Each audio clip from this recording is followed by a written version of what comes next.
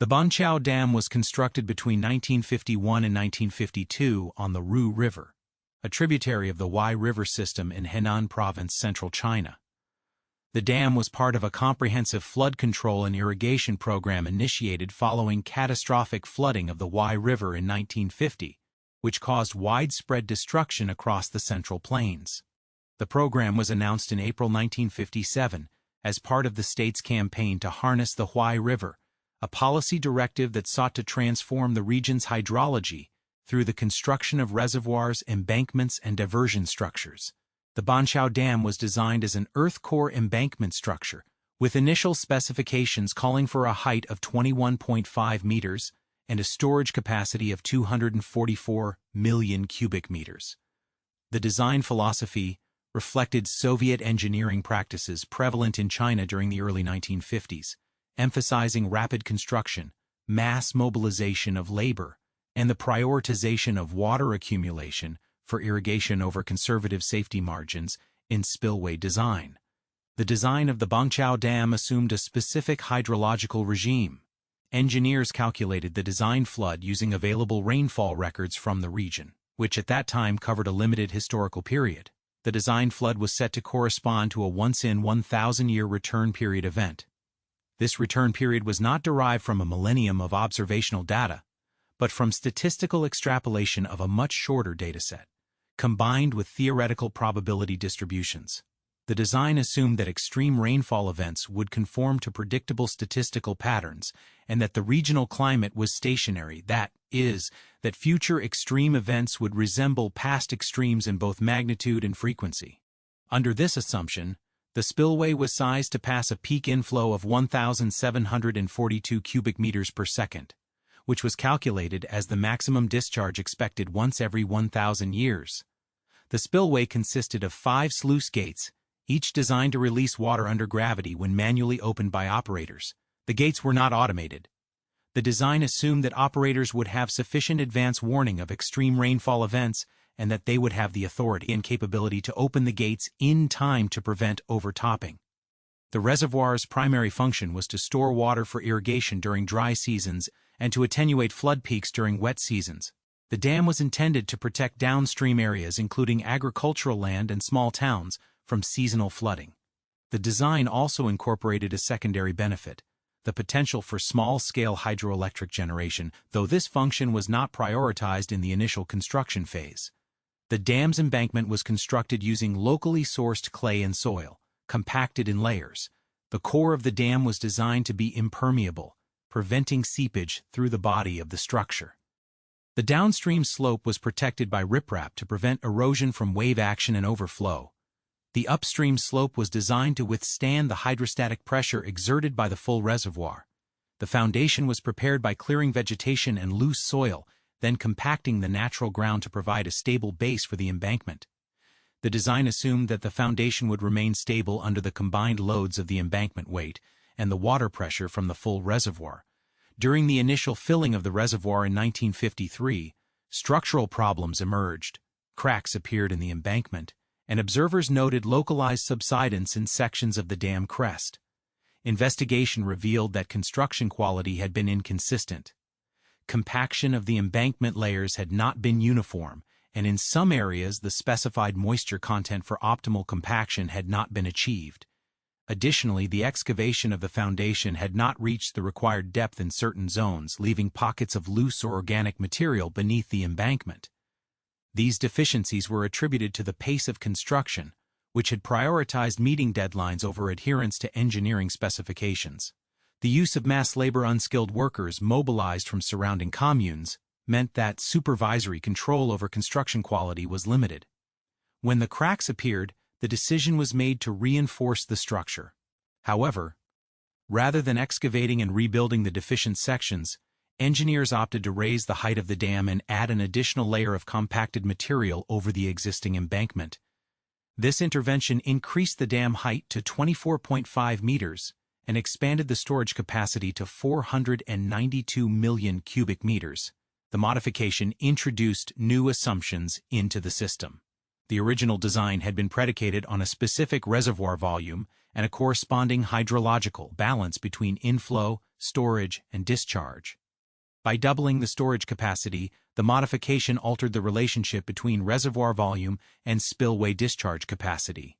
The spillway, which had been sized for the original reservoir configuration, was now expected to serve a reservoir with significantly greater storage potential.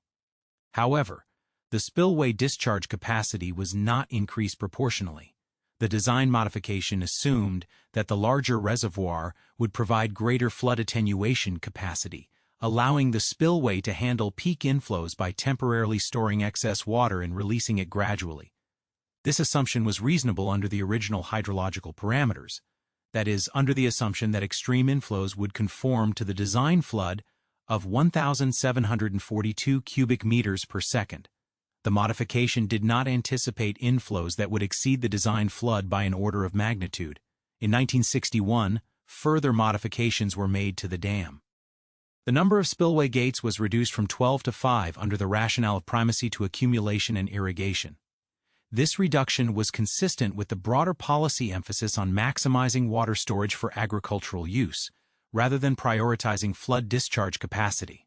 The decision reflected an institutional preference for water retention over flood control. The reduction in spillway gates decreased the total discharge capacity from 1,742 cubic meters per second to approximately 800 cubic meters per second under normal operating conditions. This reduction was not accompanied by a reassessment of the design flood or the return period used to calculate spillway adequacy. The assumption remained that extreme inflows would not exceed the original design flood, and that the larger reservoir volume would compensate for the reduced discharge capacity by providing additional temporary storage. The instrumentation at Banqiao Dam was minimal. Water level was monitored using staff gauges located at the upstream face of the dam and at key points within the reservoir. These gauges provided a visual indication of reservoir elevation, which operators could observe directly or report via telephone to the Central Management Office. There was no automated water level monitoring system. Inflow to the reservoir was not directly measured. Instead, inflow was estimated based on rainfall data collected from a small number of meteorological stations in the upstream basin. These stations provided daily rainfall totals, which were used to estimate runoff using empirical coefficients. The coefficients were derived from historical relationships between rainfall and observed stream flow, but these relationships had not been validated for extreme rainfall events. The system assumed that the relationship between rainfall and runoff would remain linear even under extreme conditions, an assumption that did not account for the nonlinear response of saturated catchments during prolonged, high-intensity rainfall. The spillway gates were manually operated. Each gate consisted of a vertical lift mechanism controlled by a hand-cranked winch. The winch required multiple operators to turn, and the time required to fully open a single gate was approximately 30 minutes under ideal conditions. The design assumed that operators would have sufficient time to open the gates in response to rising water levels, and that the gates would function as intended when called upon. There was no redundancy in the gate operating system. If a gate became obstructed or jammed, there was no alternative mechanism to release water through that gate. The design did not incorporate automated or emergency spillway systems that would activate independently of operator action. The organizational structure responsible for dam operations was hierarchical. Local operators at the dam site reported to a Regional Water Resources Bureau, which in turn reported to the Provincial Water Resources Department. Decision-making authority for major operational actions, such as opening spillway gates during flood events, rested with the Regional Bureau, not with on-site operators. This structure assumed that the Regional Bureau would have access to timely and accurate information about reservoir conditions and meteorological forecasts, and that communication links between the dam site and the Bureau would remain functional during extreme events.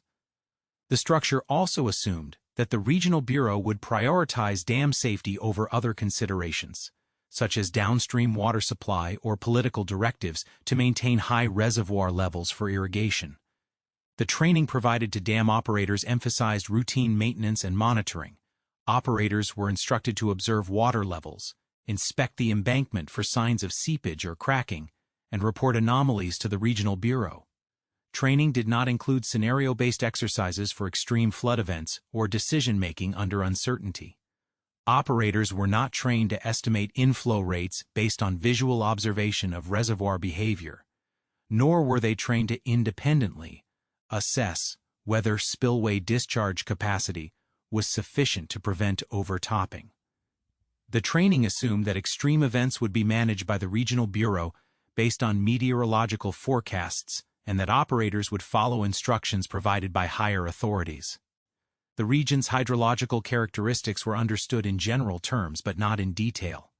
The Ru River Basin was known to experience seasonal flooding, particularly during the summer monsoon season when warm, moist air from the Pacific Ocean brought heavy rainfall to central China. However, the historical record of extreme rainfall events in the region was sparse. The design flood calculation was based on rainfall data covering approximately 30 years, a period considered adequate for standard hydrological design, but insufficient to capture the full range of natural variability in the climate system. The design did not account for the possibility of tropical cyclones penetrating inland and stalling over the region, a phenomenon that had not been observed in the available historical record but that was physically plausible given the region's location relative to the Pacific Ocean and the topography of the surrounding mountain ranges. The Banqiao Dam, as constructed and modified, embodied a set of interlocking assumptions. It assumed that extreme rainfall would conform to statistical predictions derived from limited data. It assumed that spillway capacity, reduced to prioritize water storage, would be adequate because extreme inflows would be rare and would not exceed design parameters by significant margins. It assumed that operators would have advance warning, functional communication, and the authority to act. It assumed that the embankment, despite early structural issues, had been adequately reinforced and would perform as intended under maximum loading. It assumed that the foundation, despite incomplete excavation in some areas, would remain stable. It assumed that the gates, despite being manually operated and vulnerable to obstruction, would function when needed. Each assumption, considered individually, was defensible based on the engineering knowledge and institutional priorities of the time. Collectively, however, these assumptions created a system in which the probability of failure under conditions that exceeded design parameters was not merely possible, it was structural. The system was designed to function correctly under expected conditions, but it lacked the capacity to adapt or degrade gracefully under conditions that fell outside the boundaries of those expectations. The design had defined certain scenarios as implausible, and in doing so, it had rendered the system incapable of responding to those scenarios when they occurred. The vulnerabilities present in the Banqiao Dam system before August 1975 were not the result of sudden decisions or isolated errors. They were latent conditions, structural weaknesses embedded in design choices, organizational culture, maintenance practices, and operational procedures that had existed for years, waiting for the right combination of triggering events to activate them. Understanding these latent conditions requires examining not only what was present at the dam site, but also the broader institutional and political context within which the dam operated, the human factors that shaped operator behavior and decision-making, and the specific ways in which the control interface, the instruments, procedures, and communication systems, created predictable traps for operators attempting to manage an evolving crisis. The first latent condition was the incomplete characterization of hydrological risk. The design flood for Banqiao Dam, calculated as a once-in-1,000-year event with a peak inflow of 1,742 cubic meters per second, was derived from rainfall records covering approximately 3 decades. Statistical hydrology relies on the assumption that the sample period is representative of the full population of possible events. For the Ru River Basin, this assumption was questionable. The basin's location placed it at the intersection of several meteorological systems, the East Asian monsoon, which brought seasonal rainfall from the Pacific, continental air masses from the north and west, and less frequently, tropical cyclones that could penetrate inland after making landfall along the coast. The interaction of these systems could produce extreme rainfall events that were not well represented in the short historical record. The design did not incorporate paleoclimatic evidence, such as sediment records or historical flood accounts predating the instrumental record, that might have provided insight into the occurrence of extreme events over longer timescales.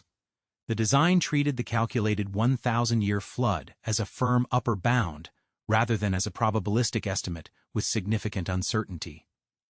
This treatment reflected a broader tendency in mid-20th century dam engineering to seek deterministic answers to inherently probabilistic questions. The second latent condition was the reduction in spillway capacity without corresponding adjustment of operational rules or safety margins. When the number of sluice gates was reduced from 12 to 5 in 1961, the total discharge capacity under full gate opening dropped from approximately 1,742 cubic meters per second to roughly 800 cubic meters per second. This reduction was justified on the grounds that the enlarged reservoir, now with a capacity of 492 million cubic meters, could temporarily store excess inflow during flood events, allowing operators to release water gradually rather than all at once. The logic was plausible under normal flood conditions. However, it introduced a critical vulnerability. If inflow exceeded the reduced discharge capacity for a prolonged period, the reservoir would fill faster than it could be emptied, and the only means of preventing overtopping would be to increase the number of gates or to open gates preemptively before the reservoir reached capacity. The operational procedures in place in 1975 did not include protocols for preemptive gate opening based on meteorological forecasts.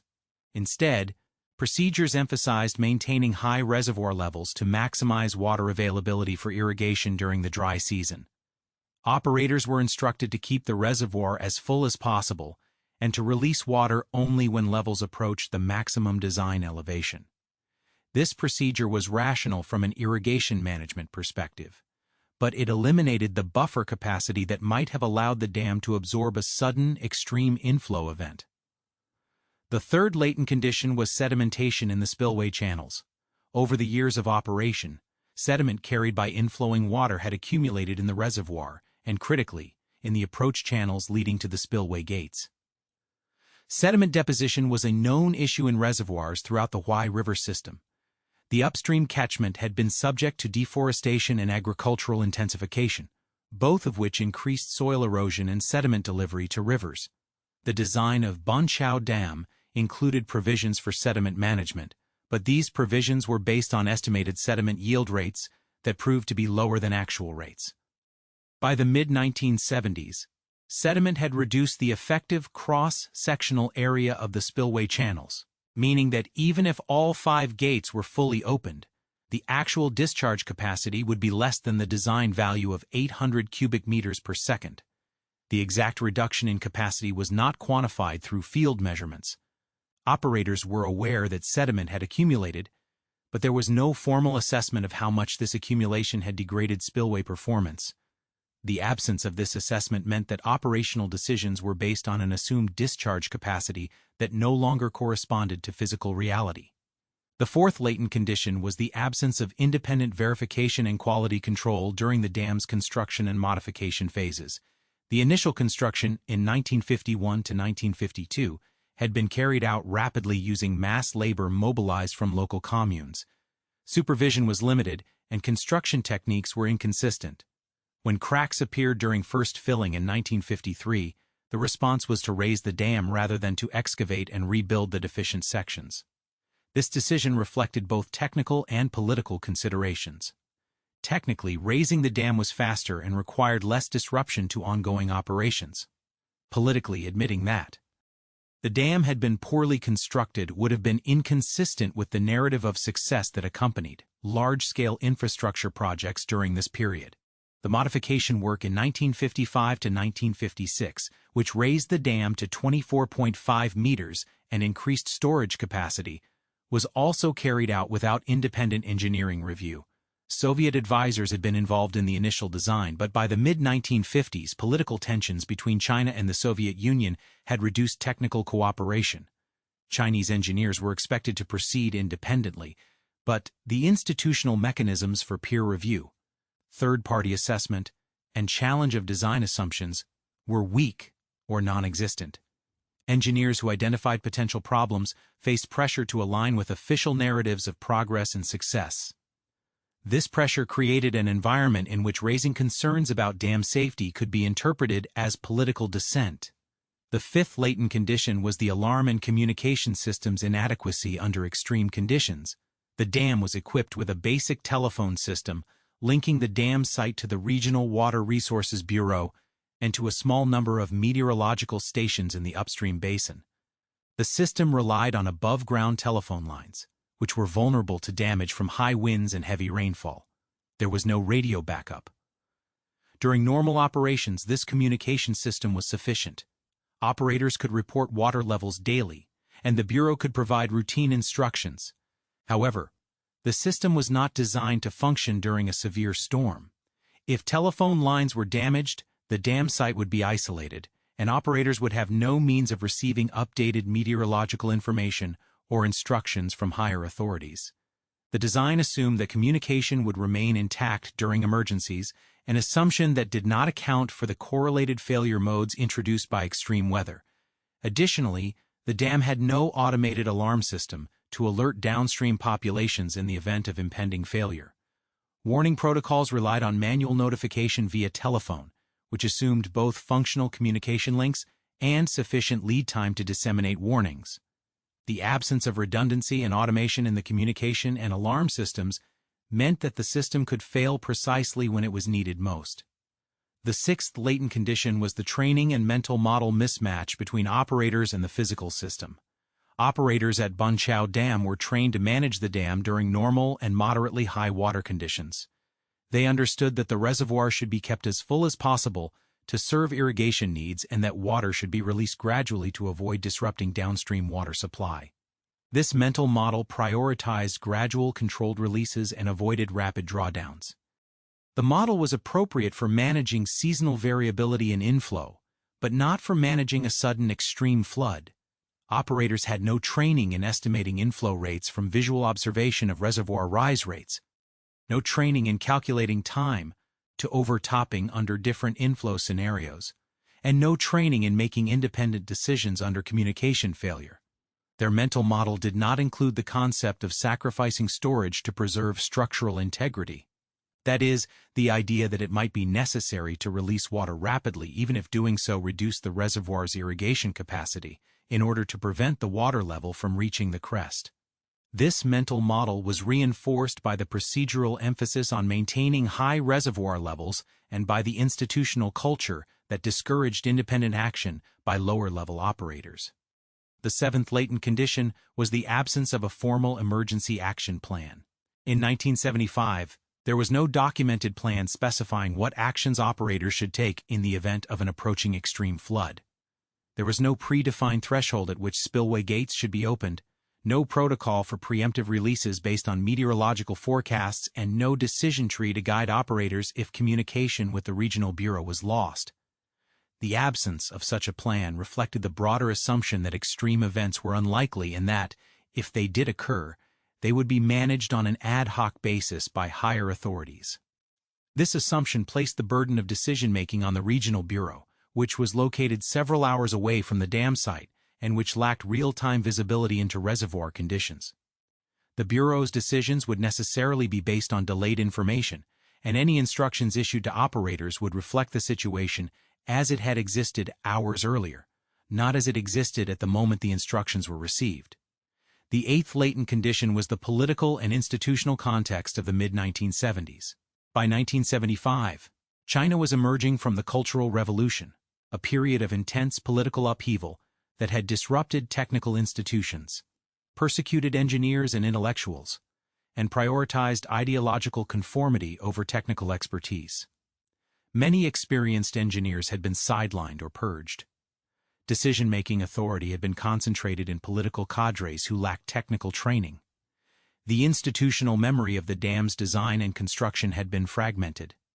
Chen Xing, a hydrologist who had opposed the policy of primacy to accumulation and irrigation and who had advocated for larger spillways and more conservative design margins, had been labeled a right-wing opportunist and removed from his position in the late 1950s. His warnings about the inadequacy of spillway capacity had been dismissed as excessively conservative and politically motivated. By 1975, The institutional culture had shifted somewhat. Technical expertise was beginning to be rehabilitated, but the structural features that had enabled the dismissal of technical warnings remained in place. There was still no mechanism for independent technical review, no protection for engineers who challenged official assumptions, and no institutional memory of the specific vulnerabilities that had been built into the Banqiao Dam. The ninth latent condition was the lack of monitoring and instrumentation for detecting embankment distress. The dam was equipped with staff gauges for water level and visual inspection protocols for detecting cracks or seepage, but it had no piezometers to measure pore pressure within the embankment, no settlement markers to detect deformation, and no seepage weirs to quantify seepage flow rates. These instruments, which were standard in many large dams by the 1970s, would have provided early warning of internal erosion, foundation instability, or other failure modes that could develop during prolonged high water levels. The absence of these instruments meant that operators had no way to assess the internal state of the dam. They could see the water level rising, but they could not know whether the embankment was developing internal weaknesses that might lead to sudden failure even before overtopping occurred. The design assumed that visual inspection would be sufficient, a reasonable assumption for detecting gross external anomalies, but inadequate for detecting subsurface processes that could compromise structural integrity.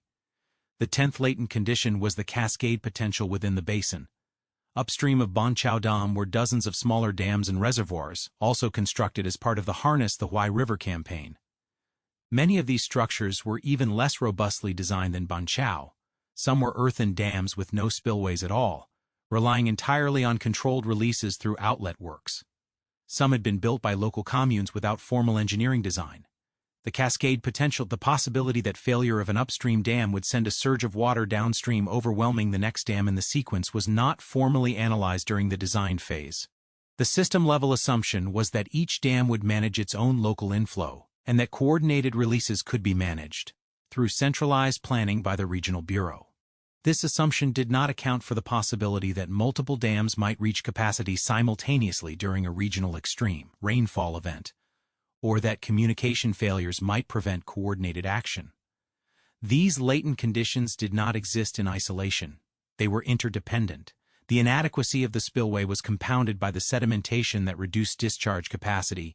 The absence of instrumentation was compounded by the lack of training in interpreting visual observations. The centralized decision-making structure was compounded by the communication system's vulnerability. The political culture that discouraged dissent was compounded by the absence of formal review mechanisms. Each latent condition reduced the system's resilience, its ability to absorb disturbances, adapt to unexpected conditions, and recover from partial failures without cascading into total collapse. The system, as it existed in August 1975, was brittle.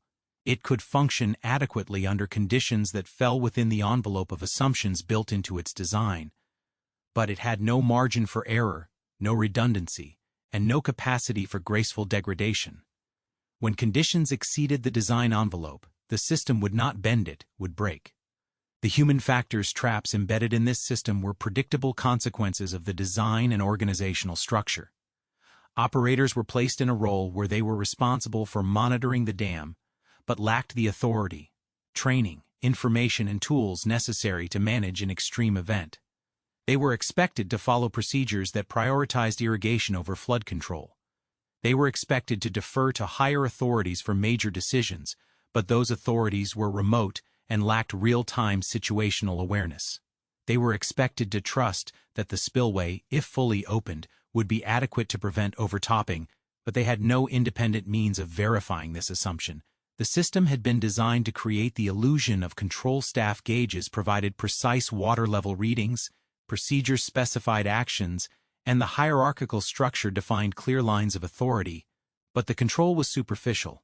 The operators could see the water rising, but they could not make it stop rising fast enough. They could open the gates, but the gates could not discharge water fast enough if the gates were obstructed or if inflow exceeded the reduced capacity. They could report conditions to the Bureau, but only if the telephone lines remained intact. The trap was this: the system had been designed to make operators believe that following procedures and trusting the design would ensure safety. The procedures and the design were predicated on assumptions that had never been validated under extreme conditions. When those assumptions were violated, the procedures would not work, and the design would fail, but operators would have no way of knowing this until the failure was already underway. The system did not provide operators with the information they needed to recognize that they were in uncharted territory. It provided them with the information they expected to see: rising water levels, gates opening, without indicating that these actions were insufficient. The latent conditions guaranteed that when the extreme event arrived, the system would guide operators down a path that felt correct, looked correct, and was procedurally correct, but that would nonetheless lead to failure. The sequence of events that initiated the failure of Banqiao Dam began not at the dam itself, but hundreds of kilometers to the southeast, over the Pacific Ocean, where atmospheric conditions in late July 1975 gave rise to a tropical disturbance that would become Typhoon Nina. On July 29, 1975, meteorological stations in the Philippine Sea detected the formation of a tropical depression. Over the following days, the system intensified as it moved northwestward, drawing energy from warm ocean waters.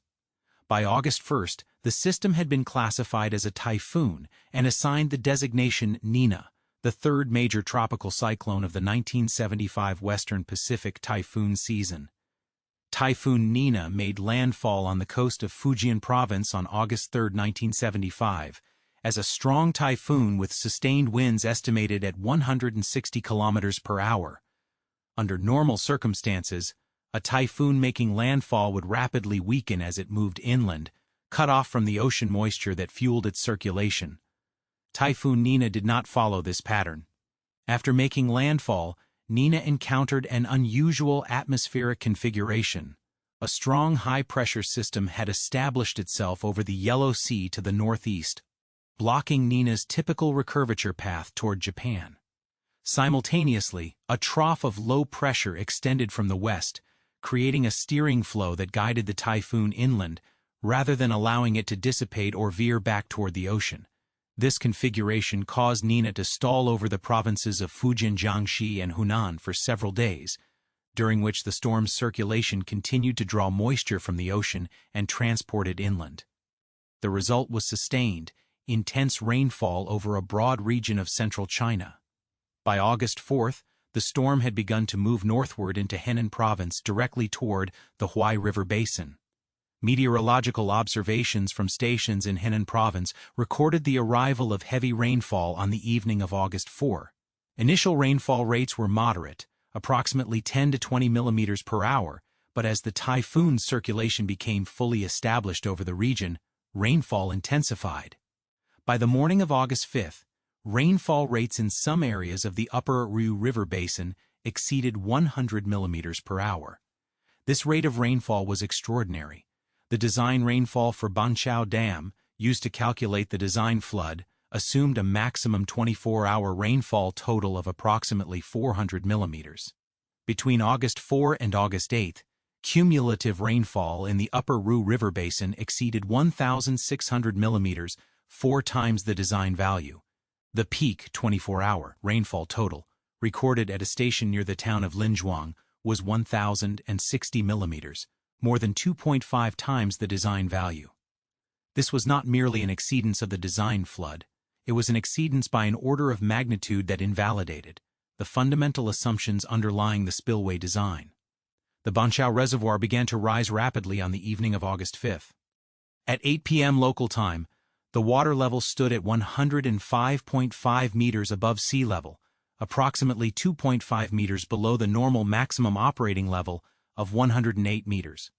Operators on duty at the dam observed the rising water and, following standard procedure, reported the level to the Regional Water Resources Bureau via telephone. The Bureau's response, based on the information available at that time, was to authorize limited gate openings to begin releasing water. The operators opened 2 of the 5 sluice gates, partially approximately 1/4 of full opening, initiating a discharge of approximately 160 cubic meters per second. This discharge rate was consistent with normal flood management procedures, which called for gradual releases to avoid disrupting downstream water supply and to preserve as much storage capacity as possible for continued irrigation use. However, the inflow to the reservoir during this period was not being directly measured, There were no streamflow gauges on the Rue River upstream of the reservoir that could provide real-time inflow data. Instead, operators and bureau staff relied on rainfall reports from meteorological stations and on visual observation of the rate at which the reservoir level was rising. Based on the initial rate of rise, operators estimated that inflow was approximately 300 to 400 cubic meters per second higher than normal, but not extraordinary. This estimate was reasonable based on the information available, but it was incorrect.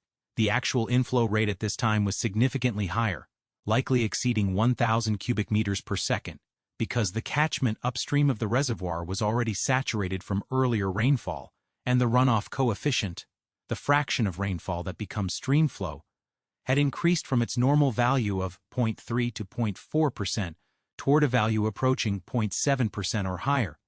The operators had no way of knowing this. Their mental model of catchment response was calibrated to normal conditions, where rainfall converted to runoff gradually and where there was a lag of several hours between peak rainfall and peak inflow. Under the saturated conditions produced by multiple days of heavy rainfall, this lag had collapsed, and rainfall was converting almost immediately to runoff. By midnight on August 5th, the water level had risen to 106.8 meters, more than 1 meter in 4 hours. The rate of rise was accelerating. Operators opened the remaining 3 sluice gates, bringing all 5 gates to partial opening, increasing total discharge to approximately 400 cubic meters per second. This action was consistent with procedure and with the operators' understanding of the situation. They believed that by opening all available gates they were discharging water at the maximum feasible rate, and that this discharge, combined with the large storage capacity of the reservoir, would be sufficient to prevent the water level from reaching the crest elevation of 110.5 meters. This belief was based on 2 assumptions.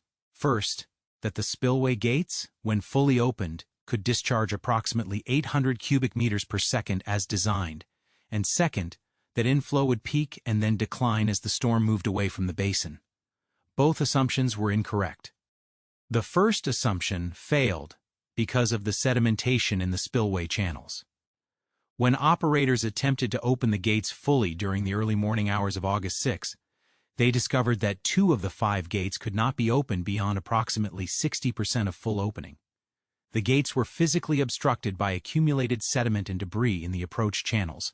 The operators reported this obstruction to the regional bureau via telephone, but there was no immediate remedy.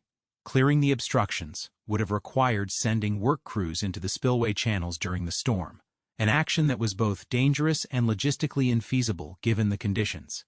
The effective discharge capacity of the spillway, which should have been 800 cubic meters per second with all gates fully open, was reduced to approximately 600 cubic meters per second and possibly lower, because even the gates that could be opened were discharging less than their designed capacity due to the reduced cross-sectional area of the channels. The operators did not know the exact discharge rate. They knew only that the gates were open and that water was flowing through them. The second assumption, that inflow would peak and decline, failed because the storm did not move away. Typhoon Nina stalled over the Huai River basin. Rainfall continued at high intensity throughout August 6 and into August 7. The inflow to Banqiao Reservoir, rather than peaking and declining, remained at extreme levels for more than 48 hours. By the afternoon of August 6, the water level had reached 107.9 meters, just 0.1 meters below the normal maximum operating level. The rate of rise had slowed somewhat due to the spillway discharges, but it had not stopped.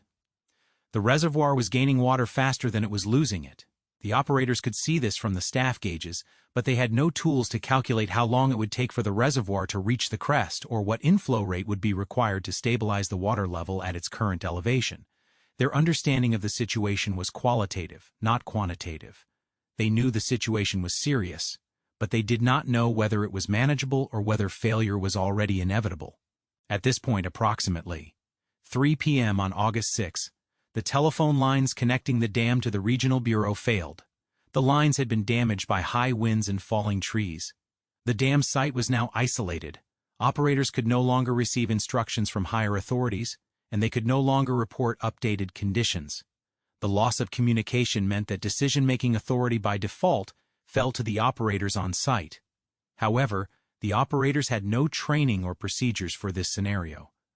They were expected to follow instructions from the Bureau, not to make independent decisions about major operational actions. The mental model that guided their actions was still oriented toward following procedure and waiting for guidance. In the absence of communication, they continued to do what they had been doing, maintaining the gates in their current positions and monitoring the water level. The water level continued to rise. By 8 p.m. on August 6th, it had reached 108.3 meters, exceeding the normal maximum operating level. At this elevation, the reservoir volume was approximately 500 million cubic meters, near the designed maximum storage capacity. The freeboard, the vertical distance between the water surface and the crest, was now 2.2 meters. Under normal design assumptions, this freeboard provided a safety margin against wave action and short-term inflow surges.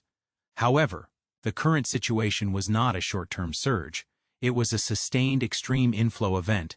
The reservoir was continuing to fill, and there was no longer any storage capacity available to attenuate inflow. Every cubic meter of water entering the reservoir in excess of spillway discharge was raising the water level. The operators, observing the continued rise, recognized that the dam was in danger. They attempted to send a messenger by bicycle to the nearest town with a functioning telephone, approximately 15 kilometers away, to request emergency assistance. The messenger departed at approximately 9 p.m. on August 6, but did not reach the town until after midnight due to flooded roads and washed-out bridges. When the message finally reached the regional bureau in the early hours of August 7th, the bureau's response was to authorize the operators to take any actions necessary to prevent overtopping, including the possibility of attempting to breach sections of the embankment in controlled locations to release water laterally. However, this authorization did not reach the operators at the dam because the telephone lines remained down and there was no alternative communication method. During the night of August 6 to August 7, the situation at the dam deteriorated rapidly. The water level rose past 109 meters, then past 109.5 meters.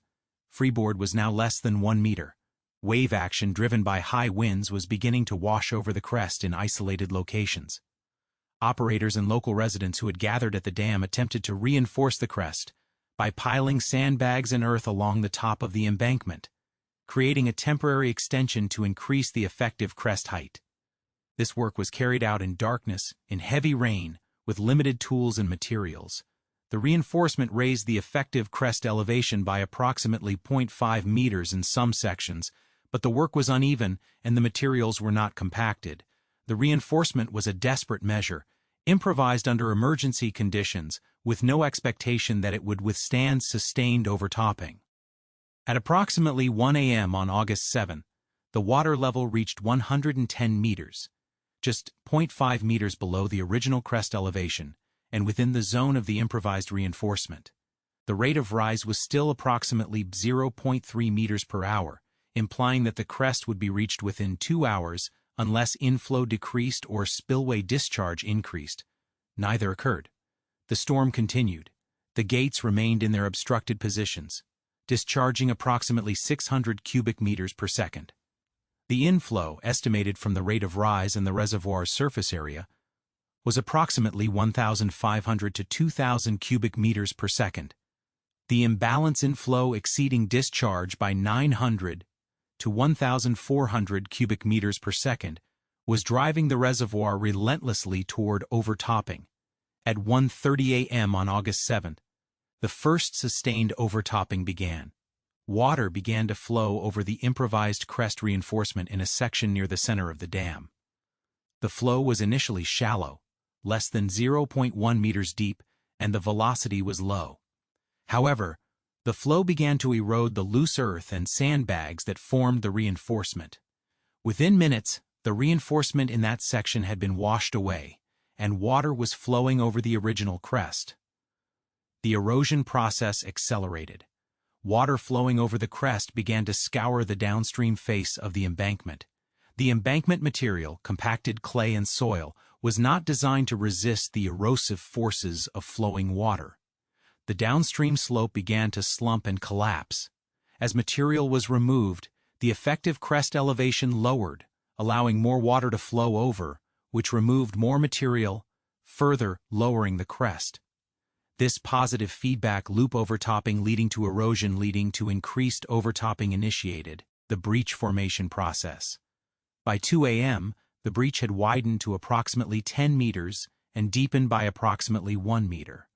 Water was now pouring through the breach at high velocity, estimated at 5 to 7 meters per second. The discharge through the breach was far greater than the discharge through the spillway gates. The operators, observing the breach formation, recognized that the dam was failing and that there was no action they could take to stop it. They evacuated the dam crest and moved to higher ground. There was no means to warn downstream populations. The alarm system relied on telephone communication, which was not functional. Some operators attempted to physically travel to nearby villages to warn residents, but the roads were flooded and travel was extremely difficult. Most downstream residents had no warning that the dam was failing. The breach continued to grow throughout the early morning hours of August 7th. By 3 a.m., the breach width had reached approximately 50 meters, and the breach depth had cut through the full height of the embankment down to the foundation level. The discharge through the breach peaked at an estimated 78,100 cubic meters per second, more than 90 times the designed spillway discharge capacity. The reservoir, which had held approximately 600 million cubic meters of water at the moment overtopping began, drained approximately 500 million cubic meters through the breach over the following 5 hours. The discharge formed a flood wave that propagated downstream at an average velocity of approximately 50 kilometers per hour, reaching the towns of Sweeping and Daowensheng within 1 hour of breach formation. The physical mechanism of the breach can be reconstructed from the observed behavior and from post-failure analysis of the breach geometry. The initial overtopping eroded the downstream slope, creating a headcut, a vertical or near-vertical face in the embankment material. The headcut migrated upstream toward the crest as flowing water undercut the material at the base of the headcut, causing the material above to collapse. When the headcut reached the crest elevation effectively lowered, increasing the depth of flow over the breach, which increased the erosive force. The breach widened laterally as erosion undercut the sides of the breach, causing material to slump into the flow. The embankment material did not have sufficient cohesive strength to resist the shear forces imposed by the high-velocity flow. The foundation beneath the embankment, consisting of natural soil and rock, was also eroded as the breach cut downward, though at a slower rate than the embankment material itself. The breach process continued until the water level in the reservoir had dropped to the elevation of the foundation at the breach location, at which point the driving head for flow through the breach was reduced and the erosion rate decreased. The failure was not instantaneous. It was a progressive process that took approximately 5 hours from initial overtopping to full breach development. During this time, the operators at the dam could observe the process unfolding but could do nothing to stop it. Their mental model of the situation, that opening the spillway gates would prevent overtopping, had been invalidated by the extreme inflow, the obstructed gates, and the sustained duration of the storm. They had followed procedures. They had reported conditions to higher authorities when communication was available. They had improvised reinforcements when it became clear that overtopping was imminent. None of these actions were sufficient. The system had been designed under assumptions that were no longer valid, and when those assumptions failed, the system had no capacity to adapt. Upstream of Banqiao Dam, the extreme rainfall was causing similar problems at dozens of smaller dams. Many of these structures were experiencing inflows that exceeded their spillway capacities. Communication between dams was disrupted by the storm. There was no coordinated basin-wide management of releases. As water levels rose at these upstream dams, some began to fail. The first failures occurred on the evening of August 6, approximately 6 hours before Banqiao failed. Small dams near Kaishan and Miang overtopped and breached, releasing their stored water downstream. This water added to the inflow arriving at Banqiao from direct runoff. The cascade effect was beginning. Each dam failure upstream sent a surge of water downstream, increasing inflow to the next dam in the sequence. By the time Banqiao failed, approximately 30 smaller dams had already failed.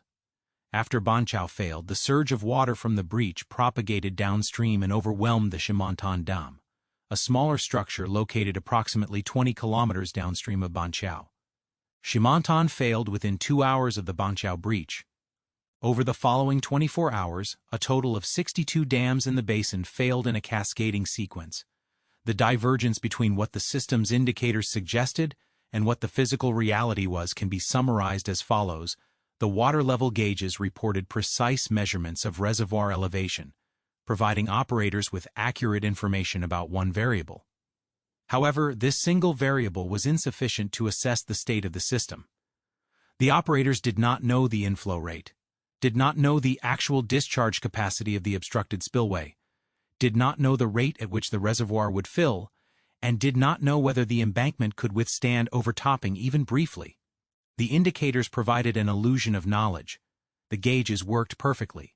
They reported the water level accurately every minute, but they did not report the information that mattered, which was whether the current discharge capacity was adequate to prevent overtopping given the current inflow.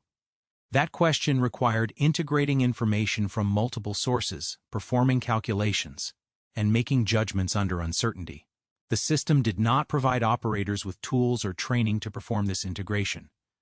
The decision forked the moment at which operators faced a choice between competing interpretations of the situation occurred around 8 p.m. on August 6, when the water level exceeded the normal maximum operating level. At that moment, operators could have interpreted the situation as, "We have opened all the gates, the spillway is discharging, the situation is under control, and the water level will stabilize," or they could have interpreted it as, "The water level is still rising despite all gates being open, which means inflow exceeds discharge, and overtopping is inevitable unless something changes." The first interpretation was consistent with their training, and with the assumption that the spillway, when fully open, would be adequate. The second interpretation required recognizing that the design assumptions had failed. The operators chose the first interpretation, not because they were incompetent, but because the system was designed to lead them to that interpretation. The physical processes that transformed the Banqiao Dam from an intact structure into a catastrophic breach can be understood only through detailed examination of the forces acting on the embankment, the material properties of the dam and its foundation, the hydraulic conditions during overtopping, and the feedback mechanisms that accelerated failure once erosion began. This chapter reconstructs the failure chain step by step, identifying each link in the causal sequence and explaining why the chain, once initiated, could not be interrupted. The analysis draws on post-failure investigations, breach geometry measurements, hydrological reconstructions of the flood wave, and engineering principles governing embankment erosion and mass balance. The initiating condition for breach formation was the sustained overtopping that began at approximately 1:30 a.m. on August 7, 1975. At this moment, the water level in the reservoir stood at 110 meters above sea level, equal to the original design crest elevation. The improvised reinforcement that had been added to the crest during the preceding hours had raised the effective crest elevation to approximately 110.5 meters in some sections, but this reinforcement consisted of uncompacted earth and sandbags placed hastily under emergency conditions. When water began to flow over this material, the erosive force of the flow immediately began to remove it. The critical hydraulic parameter governing erosion was the unit discharge, the flow rate per unit width of the crest. At the initial moment of overtopping, with the water level approximately 0.1 meters above the reinforced crest in the lowest section, the unit discharge was approximately 0.15 cubic meters per second per meter of width. This value, while modest compared to design spillway discharges, was sufficient to mobilize the uncompacted soil particles in the reinforcement. The erosion process proceeded in two phases: removal of the improvised reinforcement and erosion of the original embankment material. The first phase occurred rapidly. Within approximately 15 minutes of initial overtopping, the reinforcement had been completely washed away along a section of the crest approximately 10 meters wide. This removal exposed the original crest surface, which consisted of compacted clay and soil that had been placed during the dam's construction and modification. The original material had significantly greater resistance to erosion than the improvised reinforcement, but it was not designed to withstand prolonged exposure to flowing water. Earth embankment dams are designed on the principle that water will be retained within the reservoir and discharged through controlled outlet spillways and bottom outlets, and that the embankment surface will not be subjected to high-velocity flow. When this principle is violated, the embankment becomes vulnerable. The erosion of the original embankment material began at approximately 1:45 a.m.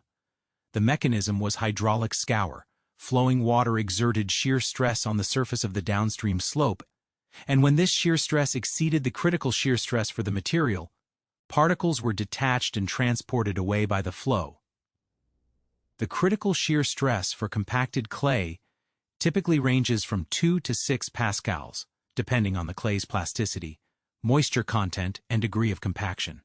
The shear stress exerted by overtopping flow can be estimated using the relation tau equal to rho GRS, where tau is shear stress, rho is water density, 1,000 kilograms per cubic meter, g is gravitational acceleration, 9.8 meters per second squared, r is hydraulic radius, approximately equal to flow depth for wide, shallow flow, and s is the slope of the energy grade line, approximately equal to the bed slope for uniform flow.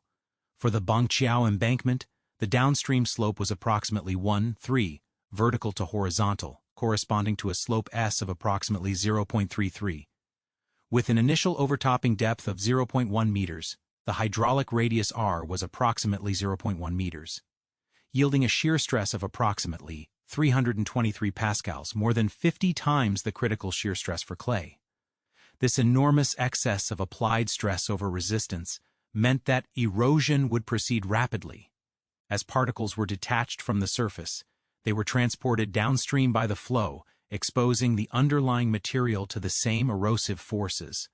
The erosion front migrated vertically downward into the embankment and horizontally upstream toward the reservoir. The vertical migration created a head cut, a steep, nearly vertical scarp in the embankment material. Head cuts are characteristic features of embankment erosion. They form because erosion is concentrated at the base of the scarp, where flow velocity and turbulence are highest. As material at the base is removed, the material above loses support and collapses into the flow, either as individual particles or as larger blocks depending on the cohesion of the material. The collapsed material is then transported away, and the process repeats. The rate of head-cut migration depends on the erosion resistance of the material and on the hydraulic conditions. For the Banqiao embankment, post-failure analysis estimated that the head cut migrated upstream at an average rate of approximately 5 meters per hour during the initial phase of breach development. When the head cut reached the crest of the dam at approximately 2 a.m., the breach process entered a phase of rapid acceleration. The arrival of the head cut at the crest effectively lowered the crest elevation in the breach zone, because material at the crest had been removed down to the level of the head cut base. This lowering increased the depth of water flowing over the breach, which increased the unit discharge, which increased the shear stress, which increased the erosion rate. The feedback loop was positive and self-reinforcing. Erosion caused deeper flow. Deeper flow caused more erosion. The breach depth increased at an accelerating rate. Within 30 minutes of the head cut reaching the crest, the breach had cut down approximately 3 meters below the original crest elevation, and the unit discharge had increased to approximately 15 cubic meters per second per meter of width, a 100-fold increase from the initial overtopping condition. Simultaneously with the vertical deepening of the breach, lateral widening was occurring. The lateral widening was driven by erosion of the breach sidewalls. As water flowed through the breach, it exerted forces on the sidewalls in addition to the bed. The sidewalls, initially vertical or near vertical, were unstable under these forces. The embankment material on the sides of the breach did not have sufficient shear strength to stand at a vertical angle, while submerged and subjected to flowing water. Blocks of material on the sidewalls collapsed into the breach channel, narrowing the channel temporarily and increasing the flow velocity through the constricted section, which then eroded the collapsed material and widened the breach again. The lateral widening rate was slower than the vertical deepening rate, because lateral erosion required not only detachment of particles, but also mass failure of blocks of material. Post-failure surveys indicated that the breach widened at an average rate of approximately 10 meters per hour during the peak phase of breach development, reaching a maximum width of approximately 372 meters. The geometry of the breach can be described by three parameters: depth, top width, and average width. The depth at the deepest point was approximately 29.5 meters, measured from the original crest elevation down to the base of the breach. This depth extended through the full height of the embankment and into the foundation material. The top width, the width of the breach measured at the original crest elevation, was approximately 372 meters. The average width, calculated as the width at mid-depth, was approximately 291 meters. These dimensions indicate that the breach was not a simple rectangular channel, but a trapezoidal cross-section with sloping sides. The side slopes of the breach stabilized at an angle determined by the angle of repose of the saturated embankment material, approximately 1:2 to 1:2.5. The discharge through the breach can be estimated using hydraulic principles. The breach acted as a broad-crested weir, with flow controlled by critical depth conditions at the crest of the breach. The discharge over a broad-crested weir is given by Q equal to CLH 3/2, where Q is discharge, C is a discharge coefficient, approximately 1.7 for broad-crested weirs, L is the effective length of the weir crest, the breach width, and H is the head above the weir crest. At the peak of the breach discharge, the water level in the reservoir was still approximately 108 to 109 meters, and the breach had cut down to approximately 80 to 81 meters, giving a head H of approximately 28 meters. With a breach width L of 372 meters, the peak discharge was Q equal to 1.7x 372x, 28, 3/2, approximately equal to 78,100 cubic meters per second. This calculated value matches the observed peak discharge estimated from downstream flood wave arrival times and inundation extent. The duration of high discharge through the breach was determined by the rate at which the reservoir drained. The reservoir at the moment of initial overtopping contained approximately 607.5 million cubic meters of water. During the breach formation and expansion phase, inflow to the reservoir from the upstream catchment continued at a rate of approximately 1,500 cubic meters per second, adding approximately 100 million cubic meters over the 5-hour breach period. The total volume released through the breach was therefore approximately 700 million cubic meters. With a peak discharge of 78,100 cubic meters per second, the reservoir would drain in approximately 2.5 hours if the discharge remained constant. However, the discharge was not constant. It decreased as the reservoir water level dropped and the head over the breach decreased. Integrating the discharge over time, accounting for the decreasing head, yields a total breach duration of approximately 5.5 hours. From initial overtopping at 1:30 a.m. to effective cessation of significant discharge through the breach at approximately 7 a.m. The mass balance during the breach process can be reconstructed by comparing inflow, spillway discharge, and breach discharge. At the moment of initial overtopping, inflow to the reservoir was approximately 1,500 to 2,000 cubic meters per second, and spillway discharge was approximately 600 cubic meters per second, yielding a net inflow of 900 to 1,400 cubic meters per second. This net inflow was increasing the reservoir volume at a rate of approximately 3.2 to 5 million cubic meters per hour. After the breach began to discharge significant volumes, approximately 2:30 am, the discharge through the breach exceeded both the inflow and the spillway discharge combined, resulting in a net outflow and a decrease in reservoir volume. The reservoir volume decreased at a rate of approximately 100 to 150 million cubic meters per hour during the peak phase of breach discharge, dropping the water level at a rate of approximately 2 to 3 meters per hour. The physics that invalidated operator interpretation can be summarized through the concept of two-phase flow and the limitations of water level as a diagnostic variable. Operators at Banqiao Dam were trained to use water level as the primary indicator of reservoir status. The mental model was straightforward. If water level is rising, inflow exceeds discharge. If water level is stable, inflow equals discharge. If water level is falling, discharge exceeds inflow. This model is correct under the assumption that the relationship between water level and volume is fixed, and that inflow and discharge can be controlled or predicted. However, the model breaks down under extreme conditions where inflow cannot be measured directly, discharge capacity is unknown due to obstruction, and the rate of rise is so rapid that operators cannot calculate whether stabilization is achievable. The water level gauge at Banqiao provided accurate readings of elevation, but elevation alone does not indicate whether the system is approaching a critical threshold beyond which recovery is impossible. The point of no return can be defined as the moment at which overtopping became inevitable regardless of operator action.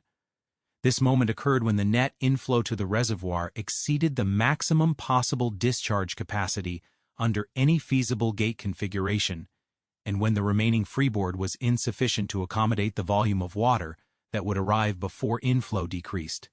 For Banqiao Dam, this point of no return can be calculated retrospectively. At 8 p.m. on August 6, the water level was 108.3 meters, freeboard was 2.2 meters, and net inflow was approximately 900 to 1,400 cubic meters per second. The reservoir surface area at this elevation was approximately 63 square kilometers or 63 million square meters. A net inflow of 1,000 cubic meters per second into a reservoir of this surface area raises the water level at a rate of 1,000 cubic meter per second, 63 x 10⁶ square meters, equal to 0.000016 meters per second, or approximately 0.06 meters per hour. However, as the water level rises, the surface area increases, reducing the rate of rise slightly. Integrating over the remaining freeboard of 2.2 meters, with a net inflow of 1,000 cubic meters per second and accounting for increasing surface area, the time to overtopping was approximately 40 hours. But this calculation assumes constant net inflow. The actual net inflow increased as the storm intensified, accelerating the time to overtopping. A more realistic calculation, using the observed rate of rise between 8 p.m. on August 6 and 1 a.m. on August 7, approximately 1.7 meters in 5 hours, or 0.34 meters per hour, indicates that the time to overtopping from the 8 p.m. condition was approximately 6.5 hours, putting the expected overtopping time at approximately 2:30 a.m. on August 7 close to the observed time. This calculation suggests that by 8 p.m. on August 6, overtopping was already inevitable unless inflow decreased or discharge increased. Inflow did not decrease, the storm continued. Discharge could not be increased because the gates were already open as far as they could be opened given the obstructions. Therefore, the point of no return had been reached by 8 p.m. on August 6, approximately 5.5 hours before overtopping actually began. After this point, no action available to the operators could have prevented overtopping. The question of whether earlier action could have prevented failure requires examining the timeline more closely. If the gates had been fully opened 24 hours earlier at 8 p.m. on August 5, when the water level was 105.5 meters and freeboard was 5 meters, would the outcome have been different? At that time, inflow was lower, approximately 500 cubic meters per second, and if all gates had been fully opened, achieving a discharge of 800 cubic meters per second, the reservoir would have been in a net discharge condition, and the water level would have stabilized or even decreased. However, this action would have required operators to anticipate that an extreme flood was developing and to violate normal operating procedures, which called for maintaining high reservoir levels. The decision to open gates fully would have required authorization from the regional bureau, and such authorization would have required the bureau to have accurate forecasts of the storm's behavior and rainfall magnitude. The meteorological forecasts available on August 5 did not predict the extreme rainfall that would occur over the following 3 days. Typhoon Nina had made landfall and was expected to weaken. The forecast called for heavy rainfall, but not for record-breaking rainfall exceeding design values by a factor of 2.5. Without this forecast, the decision to preemptively lower the reservoir would have appeared unjustified, particularly given the emphasis on maintaining water for irrigation. Even if the gates had been opened fully on August 5th, the outcome might still have been failure, because the extreme inflow that developed by August 6 would have exceeded even the full spillway discharge capacity. The inflow of 1,500 to 2,000 cubic meters per second exceeded the designed spillway discharge of 800 cubic meters per second, or the obstructed actual discharge of 600 cubic meters per second by a factor of 2 to 3. Unless the reservoir had been completely empty at the start of the storm, an operationally and politically unacceptable condition, the reservoir would have filled eventually. The only difference would have been the timing. Starting from a lower initial level would have bought additional time before overtopping, but it would not have prevented overtopping unless the storm ended before the reservoir filled. The storm did not end. It continued for more than 72 hours. Therefore, the fundamental problem was not operator decision-making or procedural failures. It was the mismatch between the spillway discharge capacity and the extreme inflow. The design assumption that a 1,000-year flood would not exceed 1,742 cubic meters per second had been invalidated by the storm. Once that assumption failed, the dam was destined to fail unless the storm ceased. The feedback loop between actions based on a false plant picture and worsening of the plant picture can be traced through the operator's decision sequence. At each stage, operators believed they were taking appropriate action. They opened gates progressively, reported conditions when communication was available, attempted to reinforce the crest when overtopping appeared imminent, and evacuated when failure became obvious.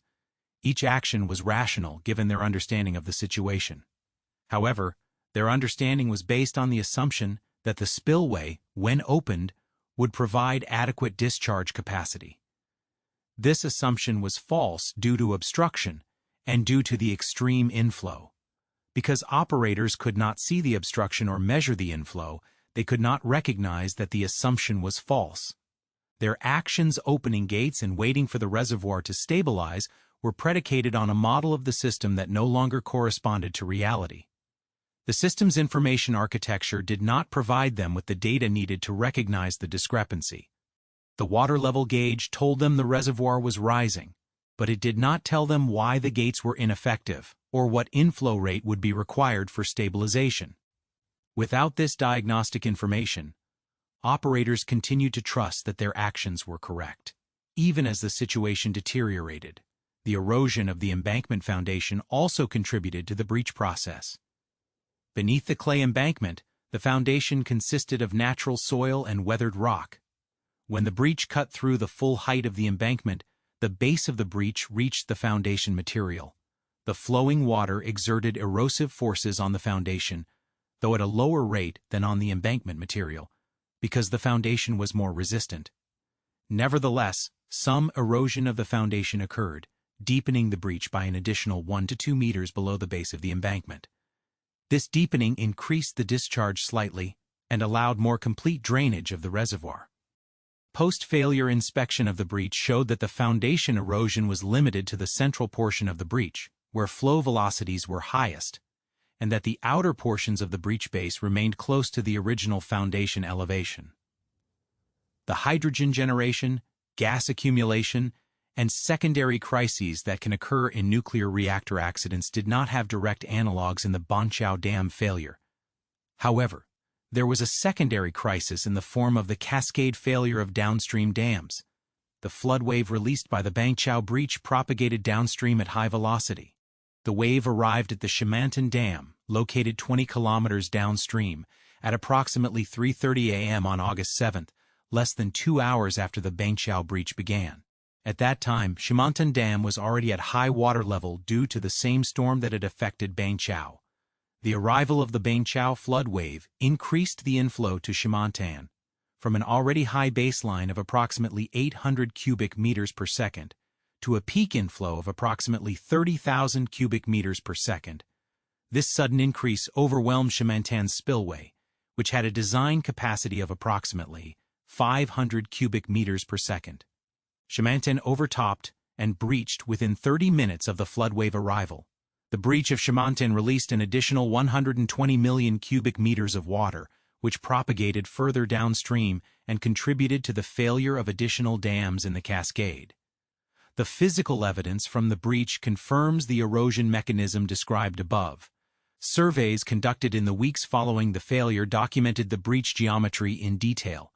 The breach was approximately 372 meters wide at the top, 291 meters wide on average, and 29.5 meters deep. The breach side slopes were approximately 1.2 to 1.2.5.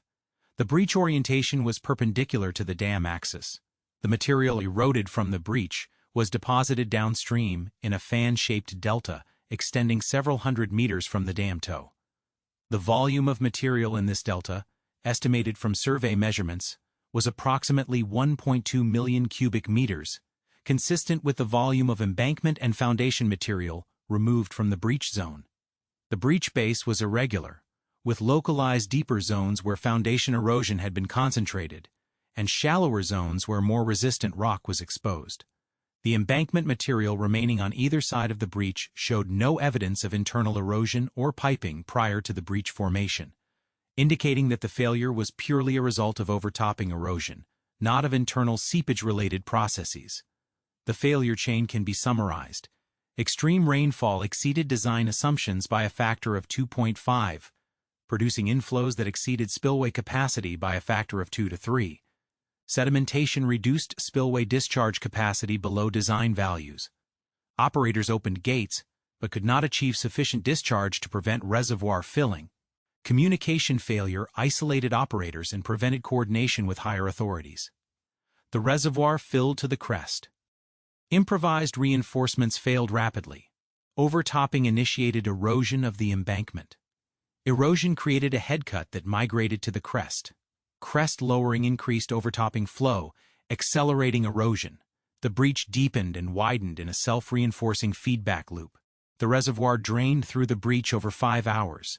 The flood wave overwhelmed downstream dams, initiating a cascade failure. Each link in this chain was causally necessary. Remove any single link and the chain might have been interrupted.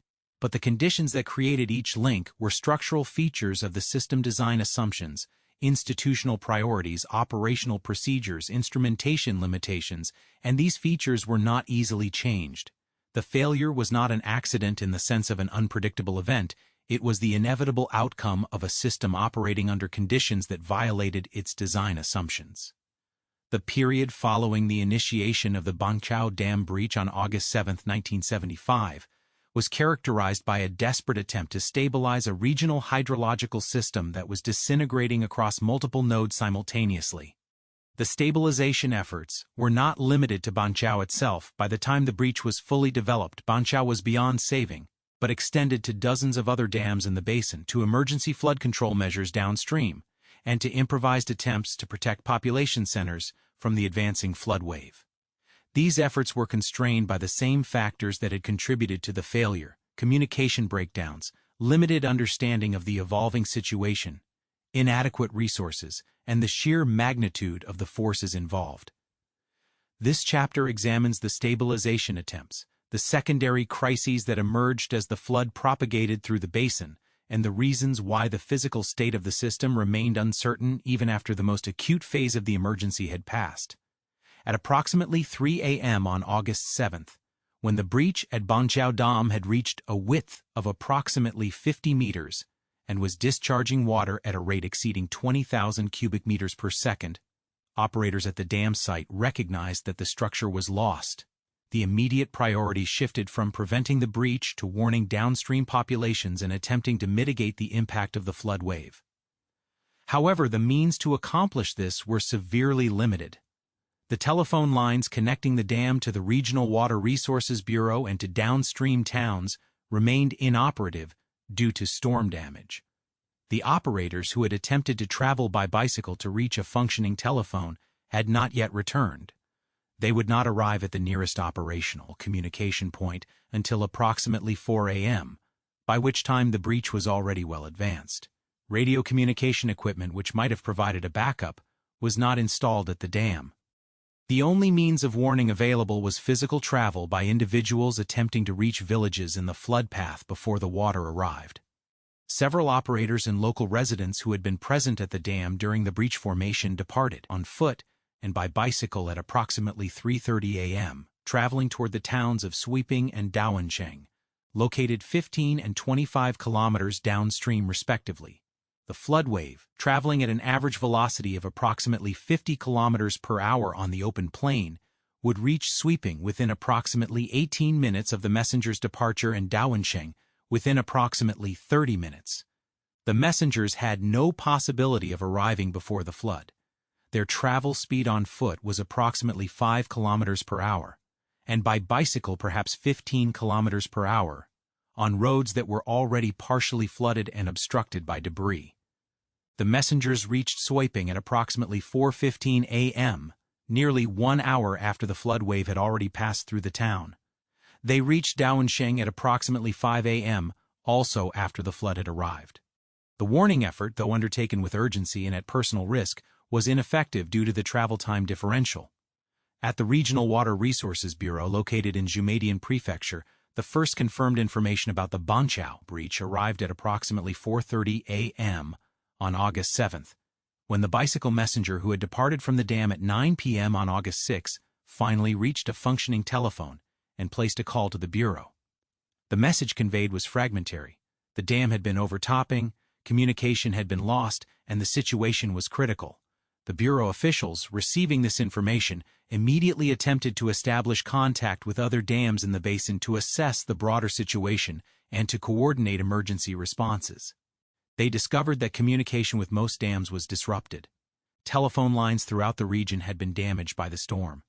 The officials were operating with incomplete information, unable to determine which dams had failed, which were at risk of imminent failure, and what the status of the flood wave was as it propagated through the basin. The Bureau's response, constrained by these informational limitations, focused on 3 priorities: attempting to stabilize dams that were still intact but at risk, coordinating evacuations in downstream areas, and mobilizing military and civil defense resources for rescue and relief operations. The first priority required identifying which dams were most at risk. Based on the limited reports available, officials identified approximately 15 major dams that were believed to be at or near capacity and at risk of overtopping. For each of these dams, the Bureau issued emergency authorizations for operators to take extraordinary measures, including preemptive breaching of sections of embankments in controlled locations to release water laterally rather than allowing uncontrolled overtopping over the crest. The rationale for controlled breaching was that a lateral breach, if executed in a planned location with a gradual initiation, would release water at a lower rate and with less erosive force than an overtopping breach, and would allow some degree of control over the direction and timing of the release. However, the execution of controlled breaching proved to be difficult. The procedure required access to explosives or heavy equipment to excavate sections of the embankment, neither of which was readily available at most dam sites during the storm. Additionally, the decision to breach a dam preemptively was politically and psychologically difficult. Dam operators and local officials were trained to preserve dams, not to destroy them. The decision to breach implied accepting the loss of the structure and the flooding of downstream areas that the dam had been built to protect. In several cases, operators hesitated or refused to implement the breaching orders, hoping that the storm would subside before overtopping occurred. In other cases, operators attempted to breach but lacked the tools or expertise to do so effectively. In a few cases, controlled breaching was successfully executed and did reduce the severity of downstream flooding compared to what would have occurred with uncontrolled overtopping. But the overall success rate of the controlled breaching strategy was low. The second priority, coordinating evacuations, was hampered by the communication failures and by the limited advance warning time. In theory, an evacuation requires notification of the population at risk, designation of safe zones to which people should move, provision of transportation for those unable to move independently, and sufficient lead time for the movement to be completed before the hazard arrives. In practice, none of these elements were fully achievable during the night of August 7th. The population in the areas downstream of Banqiao and other failing dams numbered in the hundreds of thousands. distributed across hundreds of small villages and several towns. Notification would have required a functioning communication network reaching to the village level, which did not exist. Designated safe zones would have required prior hazard mapping to identify areas above the flood inundation elevation, which had not been conducted. Transportation was limited to whatever vehicles and draft animals were locally available, and many roads were already impassable. Lead time was measured in minutes, not hours. The Jumadian prefecture government, upon receiving confirmation of the dam failures, issued a general evacuation order at approximately 5 a.m. on August 7 for all areas within the predicted flood zone. The order was transmitted via radio broadcast and via messengers sent to county and township governments. However, the radio broadcast reached only those who had access to radios and who were listening at that hour, a small fraction of the population. The messengers, traveling by vehicle where roads were passable and on foot where they were not, required hours to reach outlying areas. By the time the evacuation order reached many villages, the flood had already arrived. In villages where the order was received in time, the response was often chaotic. Residents, awakened in the middle of the night and told to evacuate immediately, attempted to gather belongings, locate family members, and move to higher ground. In the darkness and heavy rain, with limited knowledge of the local topography and no guidance on where to go, many people made decisions that put them at greater risk rather than less. One documented case illustrates the difficulties. In the town of Shahidian, located on the Ru River approximately 10 kilometers downstream of Banqiao Dam, an evacuation order was received at approximately 4 a.m. on August 7 via a messenger who arrived by motorcycle. The town's Communist Party secretary convened an emergency meeting of local officials and decided to evacuate the population to a nearby area of higher ground approximately 3 kilometers to the north. However, the higher ground was accessible only by a single road, which was already congested with people attempting to flee other areas. The evacuation became a bottleneck. By the time the flood wave arrived at approximately 4:30 a.m., only a portion of Shahidian's population of approximately 6,000 had successfully reached the higher ground. The remainder were trapped in the town or on the road. The flood wave, approximately 6 meters high when it reached Shahidian, swept through the town at high velocity. Survivors reported that entire buildings were demolished within seconds, that vehicles and livestock were carried away, and that people who had been attempting to evacuate on the road were overtaken by the water. Of Shahidian's 6,000 residents, approximately 827 perished in the flood. The town itself was largely destroyed. The third priority, mobilizing rescue and relief resources, faced the challenge of operating in conditions where transportation was severely disrupted. The flood had inundated roads, destroyed bridges, and isolated many affected areas. Military units from the People's Liberation Army were mobilized on the morning of August 7, but they required time to reach the affected areas, and upon arrival, found that access to many villages was impossible by ground. Helicopters, which might have provided aerial access, were extremely limited in number and were grounded during the height of the storm due to poor visibility and high winds. The first helicopter flights to survey the affected areas did not occur until the afternoon of August 8, more than 30 hours after the Banqiao breach. These flights provided the first comprehensive visual documentation of the extent of the disaster. Pilots reported that vast areas of the plain were underwater, that entire villages had disappeared, and that survivors were visible stranded on rooftops, on sections of embankment, and in trees. The rescue operations that followed were constrained by the physical environment. The floodwaters, initially moving at high velocity, gradually slowed as the flood wave dispersed over the plain, but the water remained deep in many areas, 2 to 4 meters deep for several days. Rescue teams using boats were able to reach some stranded survivors, but the number of boats available was insufficient relative to the number of people in need. Many survivors spent days without food or clean water, surrounded by contaminated floodwater. The risk of disease outbreaks, particularly waterborne diseases such as cholera, dysentery, and typhoid, was high. Medical supplies and personnel were mobilized, but distribution was slow due to access constraints. The secondary crises that emerged in the aftermath of the flood were multifaceted. The immediate crisis was the loss of life. The official death toll from the Banqiao and Shimantan Dam failures and the subsequent cascade failures was initially reported as approximately 26,000, though this figure was later revised upward. A 1995 report by Human Rights Watch cited estimates from the Chinese People's Political Consultative Conference suggesting that the true death toll, including deaths from subsequent famine and epidemics, was approximately 230,000. The discrepancy between these figures reflects the difficulty of accounting for deaths that occurred not in the immediate flood, but in the weeks and months that followed, due to starvation, disease, and exposure. The secondary crisis of disease was severe. The floodwaters contaminated wells, water supplies, and agricultural land. The bodies of humans and livestock decomposing in the floodwaters created conditions conducive to the spread of infectious disease.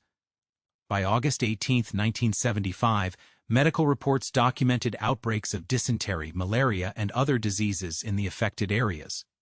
The medical response included the airlift of medical teams and supplies, mass inoculation campaigns, and the establishment of temporary field hospitals. However, these efforts were reactive and could not fully prevent the disease outbreaks. The total number of deaths attributable to disease in the flood's aftermath is uncertain, but likely numbered in the thousands. The tertiary crisis was economic and agricultural. The flood inundated approximately 1.1 million hectares of agricultural land, much of it during the critical late summer growing season. Crops that had been nearing harvest were destroyed. The flood deposited layers of sediment over fields, in some cases rendering the land temporarily unsuitable for cultivation.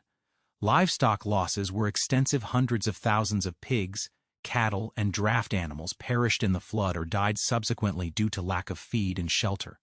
The economic losses, calculated in 1,975 yuan, exceeded 1 billion, a staggering sum for a region that was already economically underdeveloped.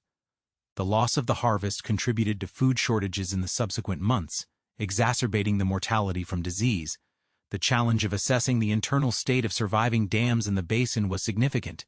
Many dams had experienced high water levels and overtopping or near overtopping during the storm.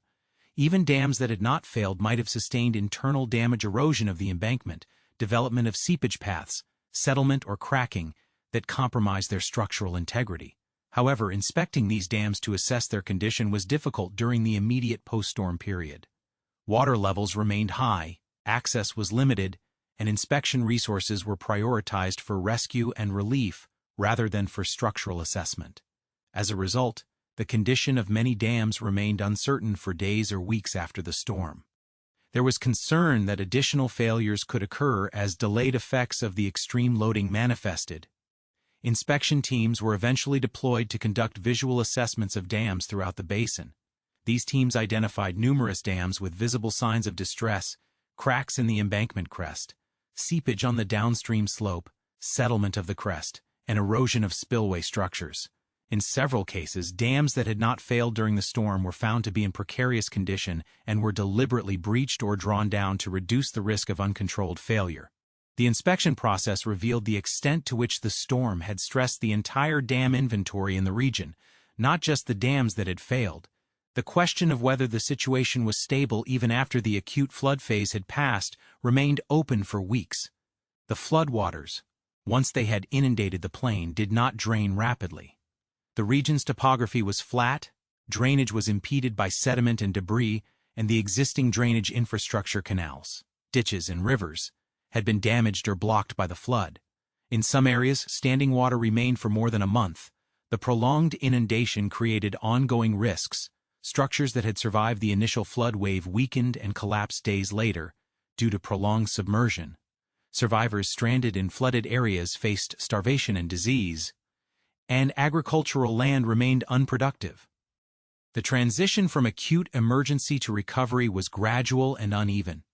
The decision-making during the stabilization phase shifted from reliance on procedures to reliance on expert judgment under conditions of extreme uncertainty.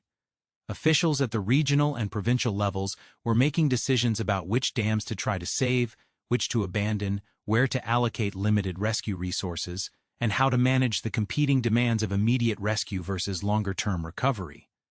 These decisions were made without complete information, without clear precedents, and under intense time pressure. The decision-making process was necessarily ad hoc. There were no established frameworks for managing a disaster of this magnitude. Officials drew on their experience, their understanding of the physical and social landscape, and their judgment about priorities, but they operated in an environment where the costs of every decision were measured in lives. One example of expert judgment under uncertainty was the decision to dynamite sections of the embankments of several downstream dams that were still intact but at risk of being overwhelmed by the flood wave from upstream failures. The rationale was that by breaching these dams in a controlled manner, the flood wave could be attenuated and dispersed over a wider area, reducing peak flood depths in critical locations downstream. The decision required calculating the expected arrival time of the flood wave, estimating the volume of water that would arrive, assessing the capacity of the dams to withstand this volume, and determining the optimal locations and timing for the controlled breaches. These calculations were performed with limited data and required assumptions about flood wave propagation in a complex, partially urban environment. In some cases, the controlled breaches were executed successfully and did reduce downstream flood impacts. In other cases, the breaches were executed too late, or in locations that did not achieve the intended effect. The uncertainty about what had actually happened inside the Banqiao Dam embankment in the moments before and during the breach could not be resolved immediately. The embankment had been destroyed, the breach had removed the evidence that might have allowed forensic reconstruction of the internal processes. Questions remained: had internal erosion or piping contributed to the failure, or was it purely an overtopping failure? Had the foundation been undermined before the breach reached it, or had foundation erosion occurred only after the embankment was removed? Had there been differential settlement or cracking in the embankment that predisposed it to rapid erosion? These questions could only be answered through detailed post-failure investigation, including examination of the remaining embankment sections, drilling and sampling to assess foundation conditions, and analysis of the breach geometry and erosion patterns. The stabilization attempts ultimately succeeded in preventing the complete collapse of the regional water management system, but they did not prevent massive loss of life and destruction. The flood wave was eventually dispersed and absorbed by the natural and artificial drainage features of the plain. Water levels gradually receded.